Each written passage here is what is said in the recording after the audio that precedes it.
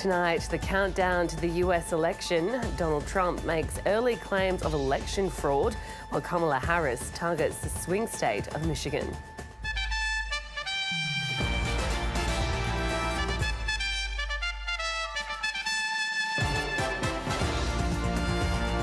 Legendary music producer Quincy Jones dies aged 91. The relationship between WA police and bikies under the spotlight at an inquest into a 25-year-old cold case mystery. And Sydney joins London and New York on the calendar of the world's elite marathons.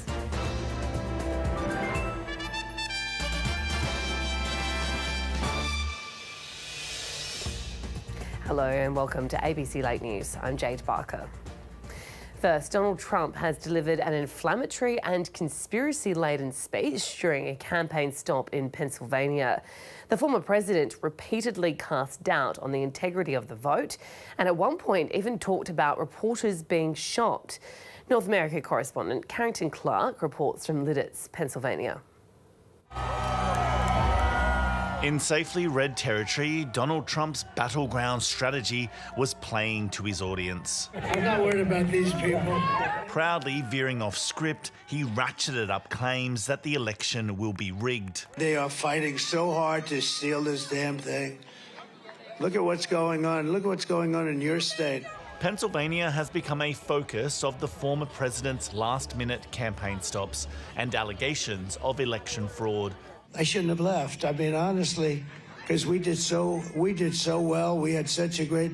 So now there are some election-related investigations already underway, including whether around 2,500 registration forms in the state are legitimate. Authorities say the fact potential problems were detected proves the system works. I would ask, in particular, people who have not yet voted, to not fall for his tactic, which I think includes suggesting to people that if they vote, their vote won't matter. Trump supporters aren't convinced. I believe he's going to get elected. How confident are you in that? I'm very confident as long as a certain side does not cheat. I'm a little nervous. I just keep hearing stuff on the news about ballots. Donald Trump also took aim at the media. And to get me, somebody would have to shoot through the fake news, and I don't mind that so much, because I don't mind. Now, this part of Pennsylvania is deep red Republican, but what we witnessed today were thousands of Donald Trump supporters coming out in support of their candidate. And so central to Donald Trump's campaign, both for Pennsylvania and for the country, is this part of the state that he's going to be holding a second rally just down the road, about 30 minutes tomorrow. Trump arrived late for his stops in North Carolina and Georgia, two critical states if he has a realistic chance of returning to the White House. His team will be desperately hoping he stays on time and on topic for the final day of the campaign. Carrington Clark, ABC News, Lidditz, Pennsylvania. And as Mr. Trump digs up old grievances, authorities are making preparations for any attempt from the former president to seize power. Here's Global Affairs editor John Lyons. As we get closer to the finish line, Donald Trump is escalating his rhetoric, claiming widespread cheating in the election process. There's no evidence for this, but the tactic is no surprise, given he never accepted the results in 2020. So, Donald Trump may well cry foul on election night and not accept the results again. The key difference this time, he's not president and doesn't have the same power levers available to him. However, authorities are taking no chances. They're fortifying institutions and protecting election officials, and will do everything in their power to prevent a repeat of January 6. Meanwhile, Kamala Harris made her pitch for the US presidency in the battleground state of Michigan. Opinion polls continue to suggest a tight finish, but the vice president says momentum is on her side. North America correspondent Jade McMillan reports from East Lansing, Michigan. Pausing to worship. God will thank you on Tuesday, Will. Thank you. And preaching her message. So, church, we have 2 days. 2 days until we decide the fate of our nation. Kamala Harris swung through Michigan, which along with Pennsylvania and Wisconsin form part of the so-called blue wall that could provide her clearest path to victory. A last-minute flurry of opinion polls suggests the race for the White House is still neck and neck, although a respected pollster caught attention with a survey pointing to a surge in female support for the Vice President in Iowa, a state Donald Trump has twice won easily. A fake poll. Hey, think of it. Right before the election, that I'm 3 points down. I'm not down in Iowa. Kamala Harris's supporters in Michigan hope it's a sign of a broader trend. I really think that women are going to be the voting bloc that carries her over the top. Most people assume the women vote for her just because she's another woman. No, it's so much more than that. She has things in plan that are going to protect us as women, but also as people of color. The Vice President is also trying to appeal to the state's Arab American community, which is warning of a backlash at the ballot box over her administration's handling of the conflicts in the Middle East. It is devastating. And as president, I will do everything in my power to end the war in Gaza. But she quickly moved on to a more optimistic tone. We have momentum. It is on our side. Can you feel it? There's a real sense in this room that Kamala Harris could be on the verge of making history. But success in Michigan is far from guaranteed. The race here and the contest more widely still considered too close to call. The end to a tumultuous campaign almost in sight. Jade McMillan, ABC News, East Lansing, Michigan. To the day's other news now, and the prolific music producer and 28-time Grammy Award winner Quincy Jones has died at the age of 91. His publicist says the industry legend died on Sunday night in Los Angeles, surrounded by family. Quincy Jones's work spanned genres and generations, collaborating with artists from Frank Sinatra to Michael Jackson, with whom he produced the best-selling album of all time, Thriller. He's survived by 7 children, including actress Rashida Jones. Quincy Jones, like George Martin, was the sort of producer that everybody who was anybody in music, be they Frank Sinatra and going to Michael Jackson, they all wanted to, in fact, to move in his orbit. He was remarkably gifted. I think he was nominated for 80 Grammy Awards and he won 28 of them.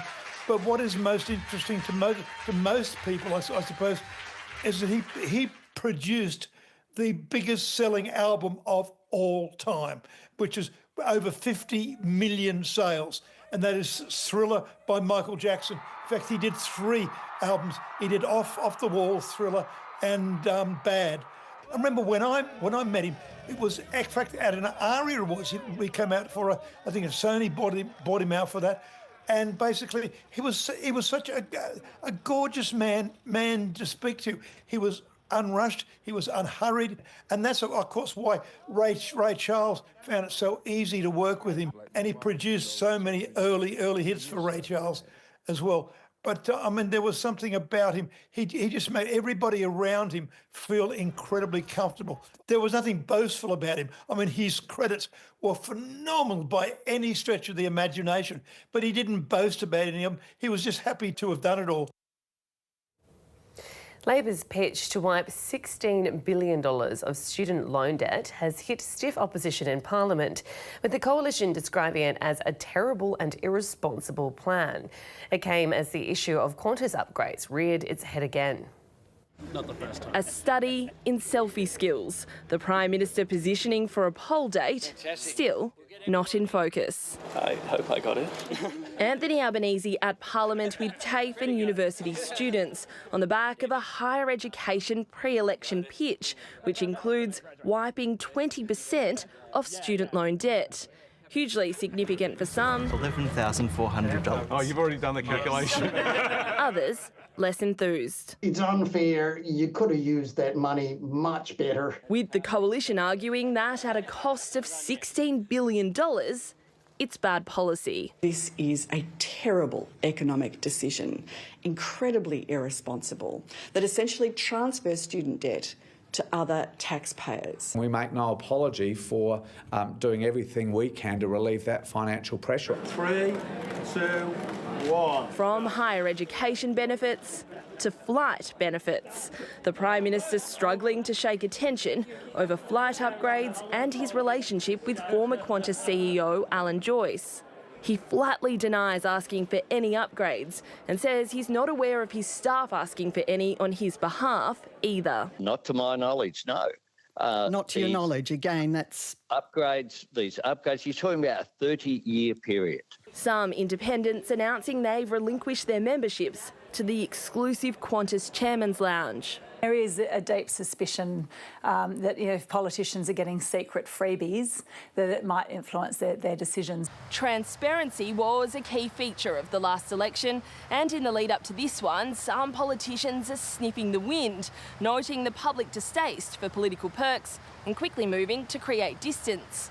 But opposition leader Peter Dutton's pursuit of the matter has gone cold. After last week suggesting the Prime Minister should be referred to the corruption watchdog, today, not a single question on the issue from the opposition benches.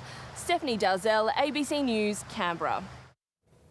A coronial inquest into the disappearance and suspected death of a woman in Kalgoorlie 25 years ago has begun in Perth, but several key witnesses won't be providing evidence. The cold case has never been solved, and despite the family asking for years, an inquest hasn't been held until now. Lisa Govin's family have been searching for answers for 25 years. We want to know why they did it, what promoted it to happen.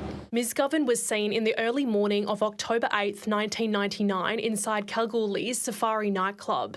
She was later seen down a laneway outside the venue talking with two members of outlaw motorcycle gang Club Darrows. Then several witnesses spotted her lingering outside the gang's clubhouse. Since then, her whereabouts have been unknown. Counsel Assisting Coroner Michael Jenkins, Sue Markham, spent several hours questioning WA Police Investigating Officer Timothy Lyons. Do you think the police did enough during this investigation into Lisa Govin? Don't comment, thank you. The senior sergeant was asked about key points in the police investigation, including why a missing persons report requested by Ms Govin's boyfriend at the time wasn't made earlier, despite him reporting her missing the morning she was last seen, as well as why it took several days to issue a search warrant for the gang's clubhouse. It's not clear to me, he told the court. I can only speculate, he said. Another focus was the relationship between police and the bikie group at the time, which in the 90s was investigated due to alleged corruption. Mr Lyons told the court no officer investigated was involved in Ms Govin's case and no corruption was present. But it was heard a witness who came forward and gave evidence about Ms Govin in 2014 alleged the detective taking the statement tipped off the gang. The court was told several key people won't be able to give evidence during the coronial inquest. Club Darrows member Andrew Edhouse, who was one of the last people seen with Ms Govin, is seemingly overseas and was unable to be served witness summons, as was Ms Govin's boyfriend at the time, Timothy Hamill. The court also heard from Ross Edwards, a previous employee of Club Darrow's associate Kevin Smith. He said Mr Smith told him he saw Ms Govin inside the clubhouse, not moving. Mr Edwards gave multiple statements over the years, providing more detail each time. When asked why his initial statement didn't include this crucial piece of information, he said he feared for his own life if he told everything. He thought he'd be next. The inquest is set to resume tomorrow. Courtney Withers, ABC News. A senior Larrakia traditional owner has stepped down from a government-appointed role in protest over the NT government's anti-crime laws. Richard Frijo says he can no longer remain silent about lowering the age of criminal responsibility. It was a tough decision, but this Larrakia traditional owner says it's a step he had to take. This morning, with a lot of mixed emotions, I've resigned from my officially resigned from my position as chairman of Darwin Waterfront Corporation, and it is in protest to locking up 10-year-old children. After 4 years in the role, Richard Fijo says he's had a change of heart about representing a government body after the NT government lowered the age of criminal responsibility back to 10. Everybody knows that Don Dale is 100%, if not close enough to 100%, First Nations population. He says racism towards First Nations people is worsening in Darwin, and some visitors from remote communities agree. Sometimes them taxi driver, they treat Indigenous people like, they make their own price.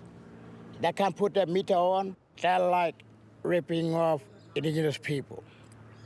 It's not fair from us. When asked what the government was doing to help ease racial tensions, the Chief Minister pointed to her government's tougher bail laws and expansion of the NT's prison system. That's exactly why we're strengthening the laws, to make sure that the Territory is a safe place no matter where you live. Who are these laws targeting? And I can tell you now, it's not the white people in our community. In a statement, Minister for Tourism and Hospitality, Marie-Claire Boothby, says the NT government's laws apply equally to everyone. She says it's what Territorians voted for in August, adding racism has no place in our society. Samantha Dick, ABC News.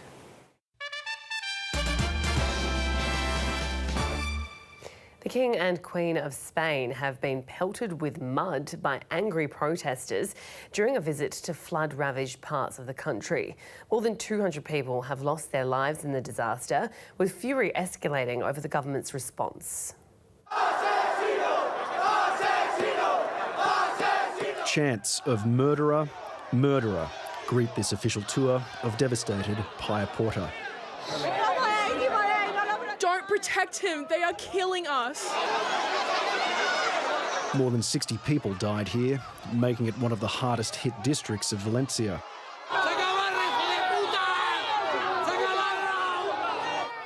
Spain's Prime Minister, Pedro Sanchez, is quickly escorted to safety. King Felipe and Queen Letizia, surrounded by guards, continue into the fray to try and console the weary and hear their grievances firsthand. It was known, and nobody did anything to avoid it. Please, the dead are still in the garages. The families are looking for their relatives and friends. Please come. We only ask for help. The Queen moved to tears. These men try to assure her this anger is not aimed at you. It's not just the royal family facing backlash. The fury is being felt by the Spanish government. Residents say they received insufficient warning prior to the flood and a slow response in the aftermath. We are not going to deviate, despite what may happen with some absolutely marginal, violent people. We have to give them hope, attend to the emergency, but also give them hope. For many, little hope remains. Firefighters and divers here work to drain a flooded underground car park. More than a dozen people are feared dead inside. In the evening, away from royalty and the heads of government, people express their anger with a traditional cacerolazo, a demonstration of banging pots and pans, trying to hit them hard enough to be heard in Madrid. Matthew Lane, ABC News. At least 31 people have been killed in Gaza, according to Palestinian medics, as Israeli strikes continue in the region. In Khan Yunis in southern Gaza, a single strike left 8 Palestinians dead, including 4 children. Another 13 people were killed in the north, where Israel's military says it wants to prevent a regrouping of the militant group Hamas. Gazan health authorities say the military offensive over the weekend interrupted efforts to vaccinate thousands of children against polio, claiming a clinic was struck by an Israeli drone. Israel's military has denied the claim. Parents say they've been left feeling helpless and unsure who to turn to for help amid reports of rising violence and bullying in Canberra schools. But some believe the law and the courts are the solution. They might appear to be just a few pieces of paper, But this document, a personal protection order, carries with it all the weight of the law. I think it's an appropriate response that no one was actually charged. No one actually, had a permanent record. This was just an official way to keep two people apart. This dad decided a PPO was necessary after his son was physically bullied by another student. I had some difficulty with another kid who started to target him. This was pushing and shoving in the school corridors and after school with the occasional threat of violence. He tried to take a swipe at my son, missed. Then he got pushed and asked, do you want to fight, you so-and-so? Police are aware of the incident in question and issued a caution to the perpetrator. But the victim's father wanted more protection. He says he went to the school first, which was later also involved in the court process, as were the parents of the other child, to ensure that the conditions set out in the document were practical. That included keeping a certain distance apart from one another, except from in the stairwells, and the time frame on the order, as they are always temporary. The Education Department's main aim was to keep the two kids in school, which, I agree with, that's fine. Exact figures aren't available for how many PPOs are used to combat bullying, although Legal Aid ACT says it's not uncommon. And unlike a criminal case, there's no need for guilt to be proven for one to be issued. They're obtained in circumstances where the court's satisfied that an order is necessary to prevent personal violence. But their use comes with a warning. We've got to remember that we're dealing with children, and as much as we can say that children understand right from wrong, their brains aren't developed and they sometimes do silly things that they don't really think about the consequences of their actions. Mediation offers a more communicative and less punitive approach. We need to build the skills up in our young people to resolve these things. They've got to have an ongoing relationship. They do need to return to the schoolyard. A restorative approach to an inherently adversarial problem. Lottie Twyford, ABC News, Canberra. A rocket launching base on South Australia's Eyre Peninsula has been given final approval. It means rockets could be launched from the site as soon as the end of next year. The project has been in the works for more than 5 years and faced significant opposition from environmental groups and some locals. The federal government gave the project the green light last week, and the state government has now given its approval. We are over the moon to have the site approved, meaning that we can bring a new industry to the Lower Eyre Peninsula, to South Australia and to Australia more broadly.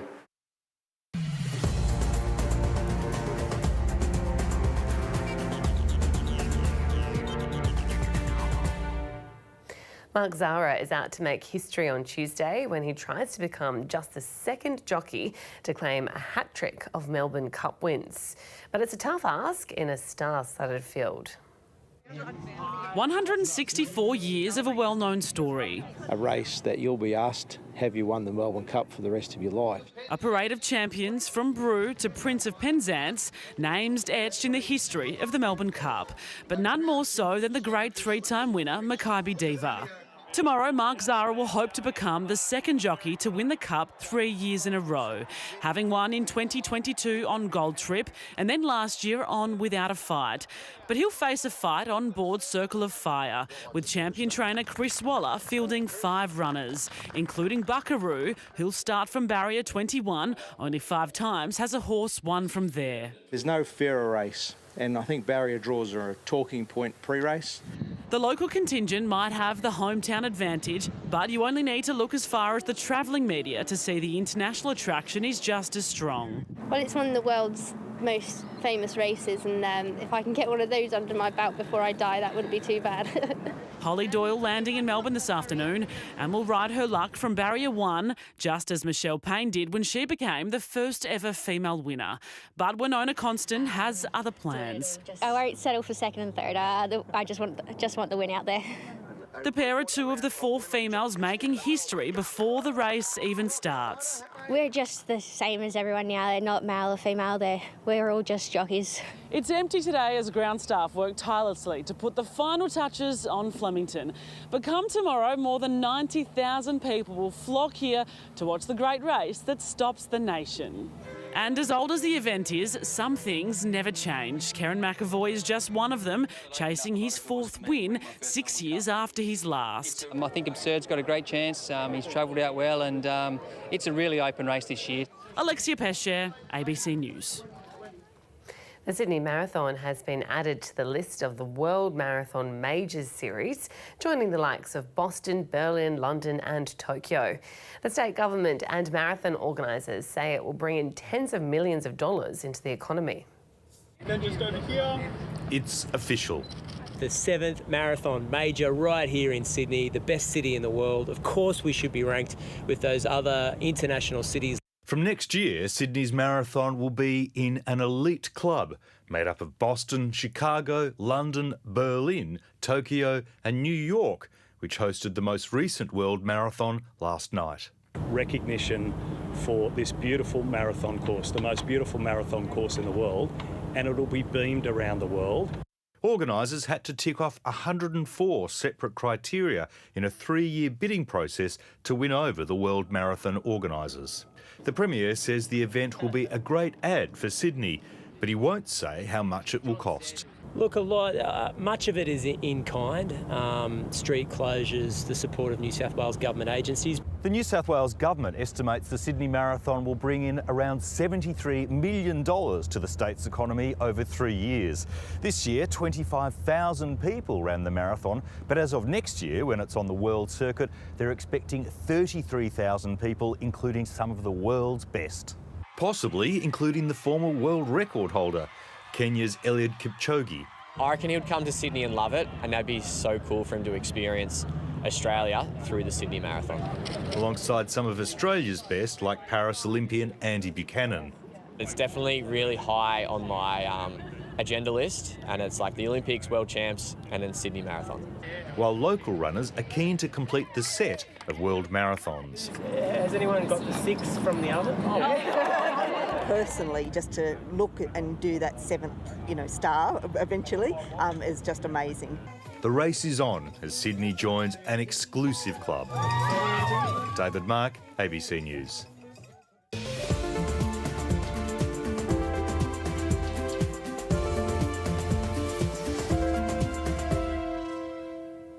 Partly cloudy but warm day ahead for Brisbane. In Sydney, a possible shower. Cloudy for Canberra. A sunny day ahead in Melbourne. Mostly sunny for Hobart. In Adelaide, there's going to be a shower or two. The same for Perth is forecast. In Darwin, mostly sunny day. And Alice Springs, partly cloudy. And that brings you up to date with ABC Late News. For now, I'm Jade Barker. Thanks for your company.